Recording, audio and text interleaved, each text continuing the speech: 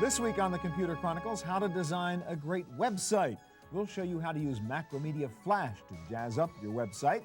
We'll look at several new graphic and animation tools from Adobe. You'll meet an expert on JavaScript who will show us how to add smarts to your website. And we'll meet a man who has been called the guru of website usability, Jacob Nielsen. How to design a great website, coming up next on the Computer Chronicles. Computer Chronicles is made possible in part by PC to PC, the online computer migration service from PC First, moving files, applications, and preferences from your old computer to your new one. Additional support is provided by Upside Events, presenting the Digital Lifestyle Revolution Conference, where people and technology intersect.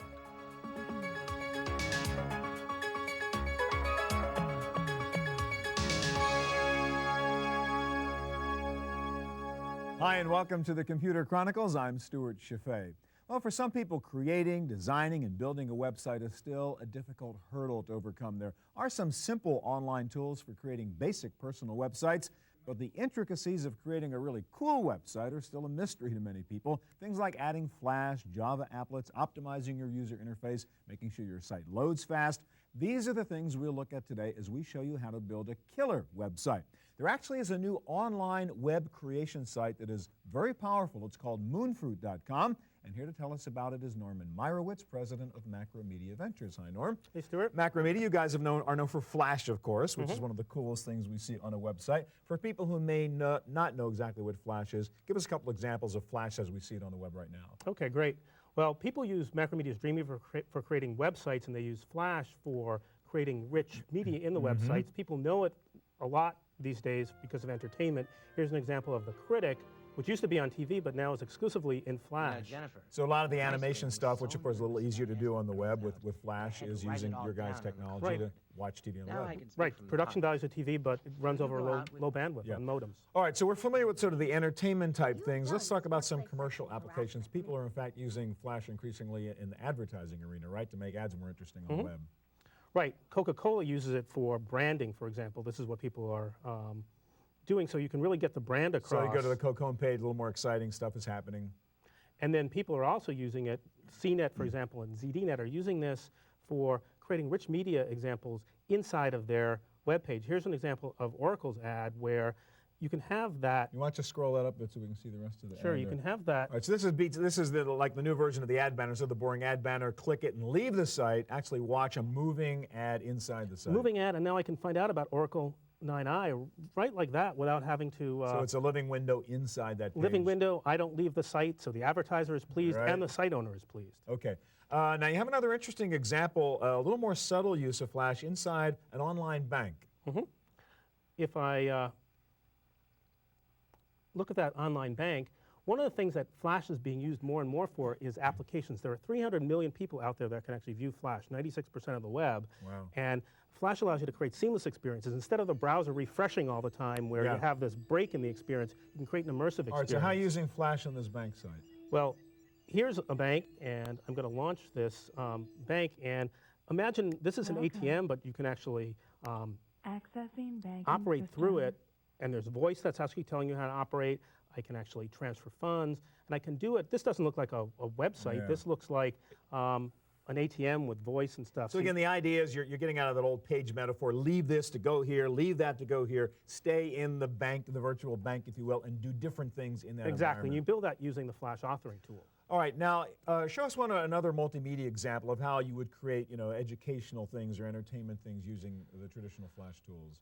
Well, this is something that Business 2.0 used to actually explain the difference between the PC world and the wireless world. And this is where you do storytelling, which you normally wouldn't do on a web page. Sure. You use audio, you use animation. All right, now briefly show us, using the traditional sort of software tool, Flash Studio, how I might go in and modify that thing and what that interface would look like. If you're a professional, you would actually use the Flash authoring tool, and it uses a timeline metaphor to actually stage the different animations and audio. And it's as simple as going in and clicking on various things to change this. So I can change this to Computer Chronicles. Sure.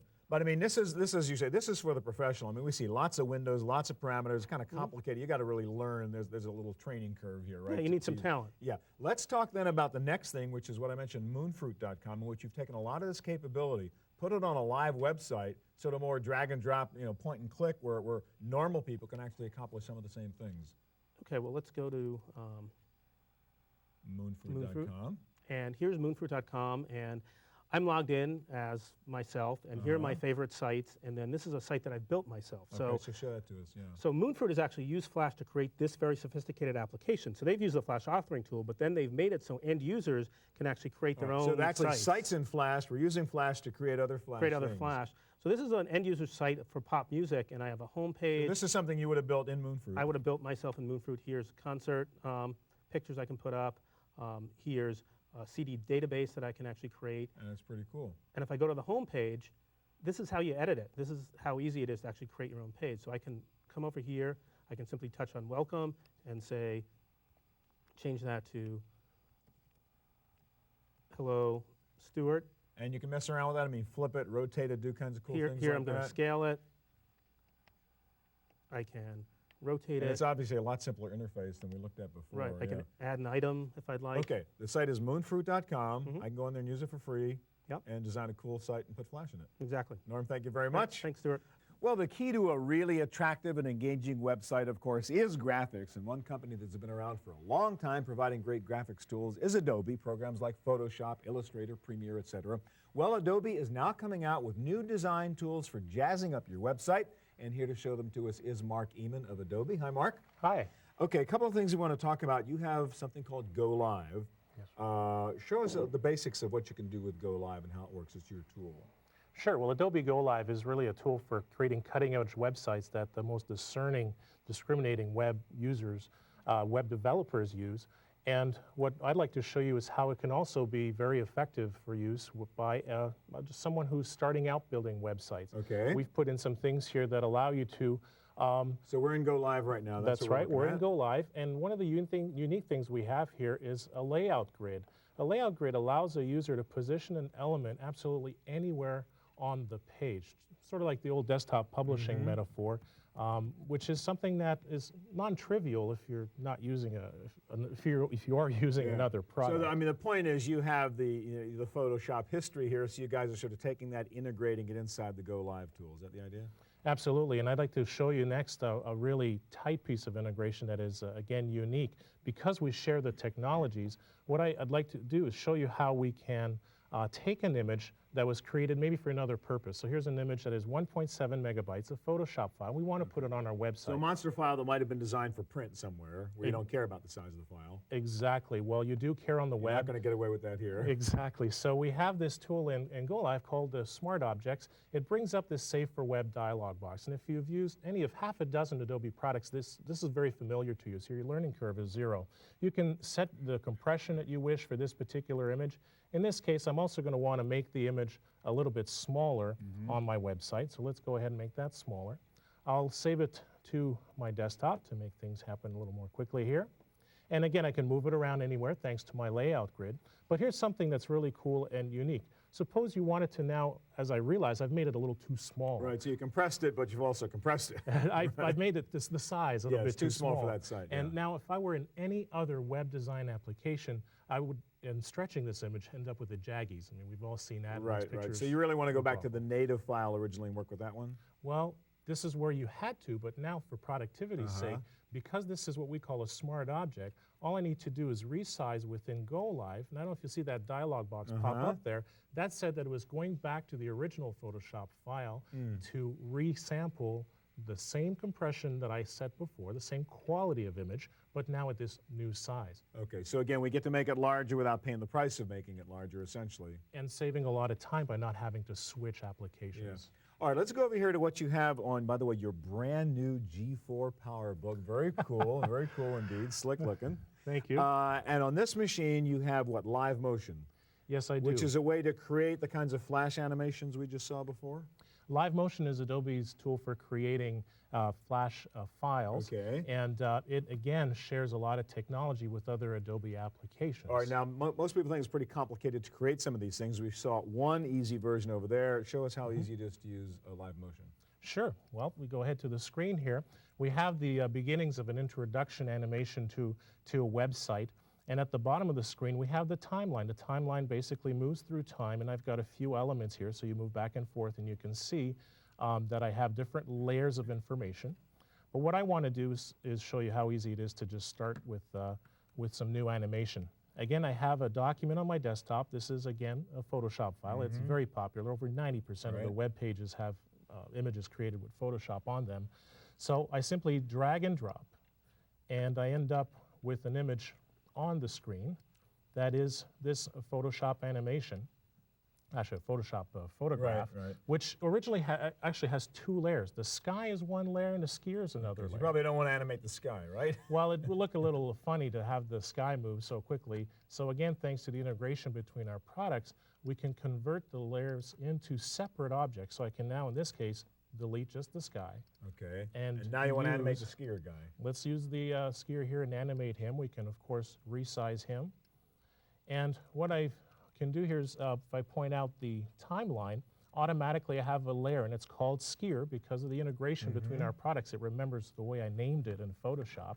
And I've just twirled down these little keyframes. And the keyframes basically setting a point in time. Right, so you're going to create the little path for the animation here? Exactly. So the first thing I'm telling it is at this point in time, you see the little black dot, this is where I want you to be, X and Y coordinates on the screen. Next, I'll move my cursor to the end of the animation and just move this guy down roughly the other side. And that's it. I have done the animation. And show us that it really works. View that, play it. Here comes the first part of the animation, and here comes the guy flying across the screen. That easy. All right, real quick, or out of time, what does it cost for these tools like Go Live and Live Motion? Adobe Go Live is available for less than $300, plus a special promo. There are a lot of Photoshop users out there. If you upgrade to 6.0, you can get it for $99. Pretty cool tool. And Live Motion's less than $100 Mark, in the right promo. Thank you very much. Coming up next, a guide to using JavaScript on your website. Don't go away, we'll be right back.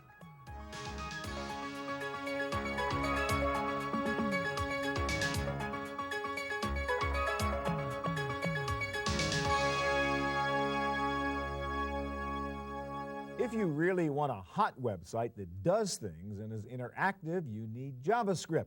And here to give us some of the basics on using JavaScript on your website is Danny Goodman, author of the JavaScript Bible, 1,000 pages worth of JavaScript, so you must be the author, the expert of the Bible there. We'll see.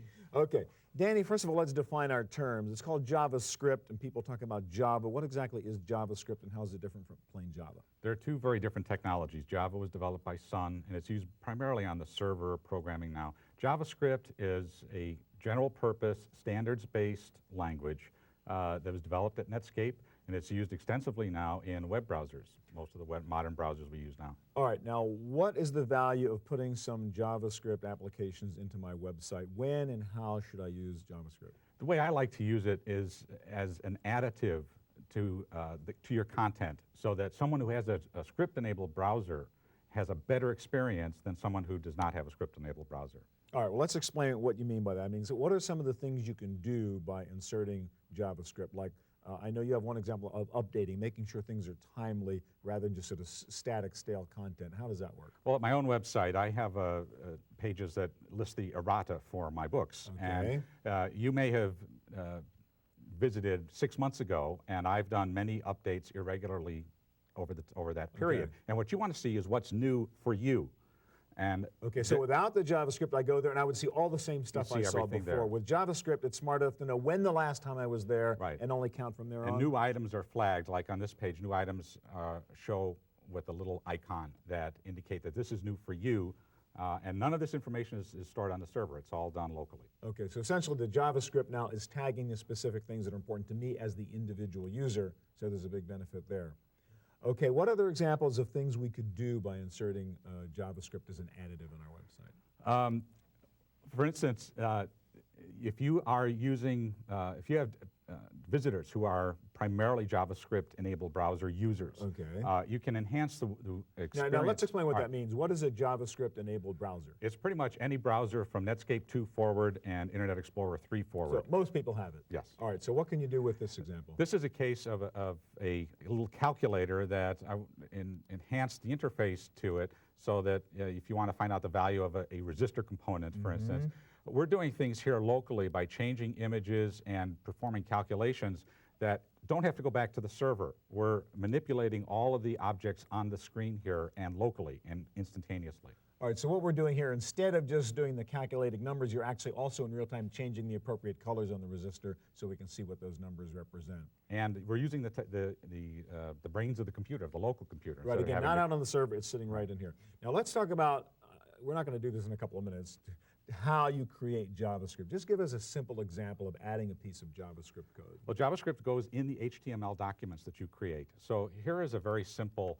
HTML document. Okay. And here within the body part, there's a script tag here and then some script statements here. In this case, these statements will generate some content as the page loads about the browser and so on.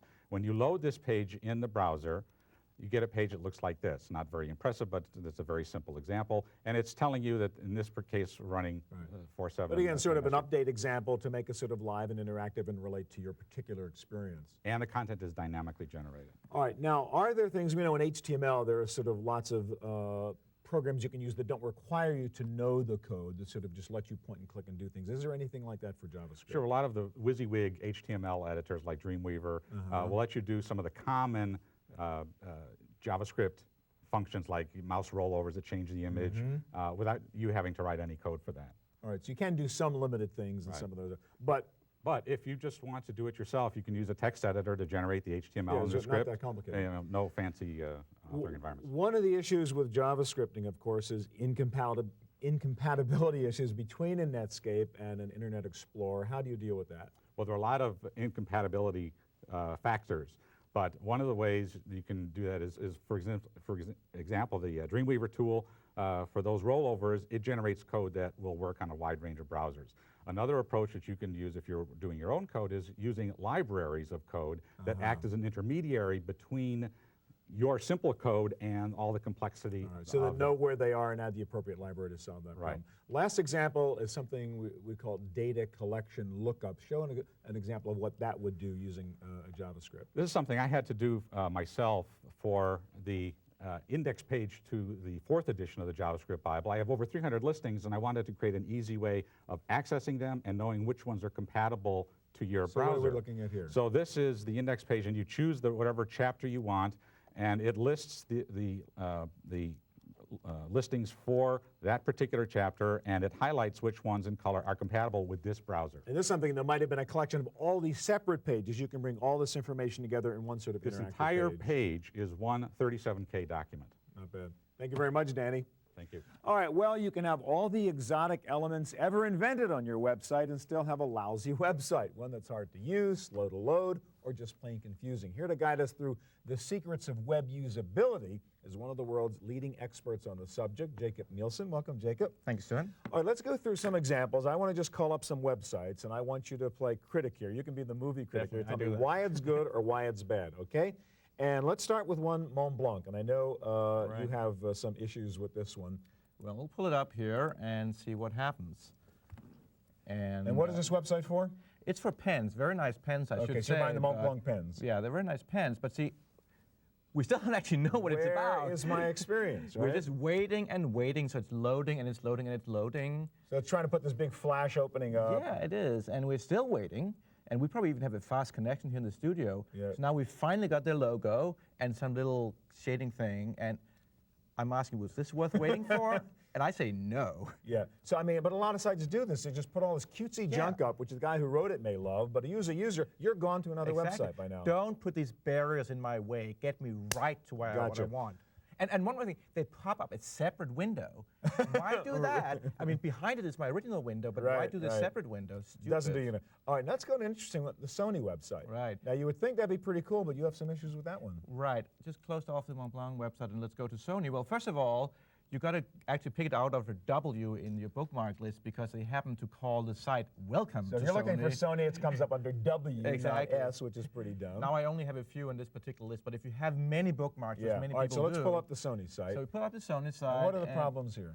Well, we're still waiting, but it's not actually nearly as bad as the previous one. But what I really want to do here is to buy a cable for my Sony laptop, which I happen to have. It's a very nice machine. Okay. And to do that, I got to go to this tiny little menu, and I'm not getting postage stamp size to actually scroll through And all of course, the you're not going to see the features. word cable anywhere. No. I got to kind of pick it out on electronics. So you have to guess. But the entire rest of the screen space is wasted, and the little tiny menu is my only bet or only kind of way of navigating the website. So I ask for the computers, and I go to get their computers.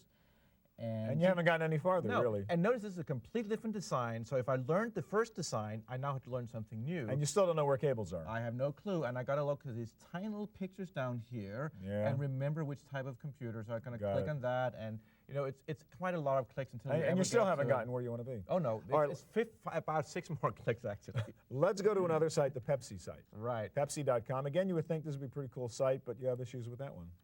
Well, Pepsi, I mean, maybe to be fair to them, it's hard to see what they really can do because you cannot take a taste test on the web. But what are you going to do on a Pepsi what website are they going to anyhow? do, right? So they really don't have anything really, I mean, they have these little blinking, moving things, but not anything And of course, you really don't get useful. to see everything that's up there right now because of the way it's Oh, designed. we have to scroll forever. Look, when I scroll here, only about half of my screen space is really active. The other half is, part on the top and part to the side are kind of being wasted, being static because they're using frames, which is usually a bad thing to do. All right, let's go to another one, the USPS site, the Postal Service We'll go to the site. post office, or postal service as they call it, and this is very fast, I should say that. Yeah. Another thing that's very good about this is the main thing in web design is really give people what they're there for. And why am I going to the post office? Well, to find, often the postal rates. And it's right there in front of you. Right here in front of me. Click, boom, you got the answer. Calculate domestic postage, international postage, and all. However, a bad thing is if I want the international postage rates, it's going to give me a PDF file. And so wait. Which is really annoying. It loads up a separate program. Why do I have to do you do have that? the PDF plug-in? Yeah. Oh, many people don't. Sure. And PDFs should just be banned from the web, except for if you want to download a big manual to print it out. And who needs it? Just look at postage rates. It's just really, it's even only one page actually. And why is it a completely .com? That's ridiculous. confusing in the first place, right? It really should be .gov. So they did made that mistake as well. Let's go to another one, Williams-Sonoma, which is a site I know you think is well designed. Right. I think this is actually quite a nice site because they have a lot of nice little clean photographs. But notice how fast they come down because they're very small and very clean, and they really give an overview of all the different things they sell. And what happens if you drill down here? Let me click on dinnerware just as an example, and it'll show me what they're selling in that category. And again, very fast, very clean photographs. Right. And look down here how this photograph really helps me understand what they mean by serving pieces. So it's a good use of graphics, not just to be cute, but to actually solve a problem. Actually communicate, help the user, which is about. Yeah. Last site I want you to pull up, and I know you think this is the icon of a great site, which is Amazon.com. Right. Amazon And is explain actually why you think it's such a good site. It's just really easy to find the books, which is like why you're there. And that's why they sell so much, because it's easy to get to. And you can do things like, searches, of course, right there, and you often want to do searches. So let's say we want to search for, I don't know, maybe Danny's book. But I misspelled his name, Danny Gutman, rather than Goodman. Right, but it's smart enough to figure that out. And I'll tell you, because I actually tried it, it does bring it up. And a lot of websites, if you misspell it, it's going to say... Yeah, and there we go, figured it out. Yeah, they're just going to say, no, we're not going to sell to you if you're so stupid. All the cute things in the world solve the user's problem. Exactly. Huh? Jacob, thank you very much. You, That's it for our look at website design. I'll be back in just a moment with my pick of the week, a cool way to access any website without wires. Don't go away.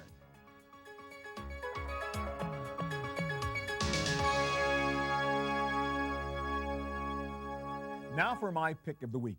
If you're hooked on the web and the internet, you always want to have access, but right now that's not so easy. You usually need to be near a network outlet or an RJ11 jack. I've tried web-enabled cell phones, but it's kind of frustrating, but I finally found the perfect solution, and this is it, the Ricochet wireless modem. Ricochet has been around for a while, but it used to be a rather big, clunky thing that wasn't too reliable. This is the newest version, small and portable. It weighs less than a pound. There's a much bigger nationwide network out there, and it is fast, up to 128 kilobits per second. Just plug it into the USB port on your laptop, and you can surf the web anywhere, in the back of a cab, in an airplane, while you're on the ground, or sitting out by the swimming pool. The service is very good, and it is a terrific solution to always having web access on a full-fledged terminal like your laptop. No compromises. Watch multimedia, see full-page color displays, handle frames, Java apps, Flash, all without wires. Using the Ricochet wireless modem is not cheap. It's about $75 a month. But if you're a mobile professional and you want real, fast, wireless web access on your notebook computer, it's probably worth the extra few $100s a year. That's it for this week's Computer Chronicles. Thanks for joining us. If you have questions about anything you saw on this week's show, please check out our website at computerchronicles.org. And I hope we'll see you here again next week.